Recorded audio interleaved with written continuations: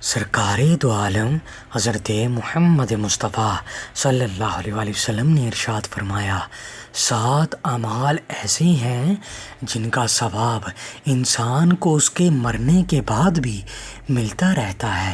پہلا، کسی کو علم سکھا دیا جائے، جب تک وہ علم پھیلتا جائے گا اس کا ثواب ملتا رہے گا۔ دوسرا، نہر کھودی جائے جس کے پانی سے لوگوں کو فائدہ ملے۔ اور تیسرا، پینے کے لیے پانی کا کنواں بنوا دیا جائے۔ اور چوتھا، درخت لگا دیے جائیں، جب تک وہ درخت رہیں گے اس کا ثواب ملتا رہے گا۔ اور پانچواں، مسجد بنوا دی جائے جہاں لوگ آ کر نماز پڑھیں۔ اور چھٹا، کسی کو قرآن پاک سکھا دیا جائے۔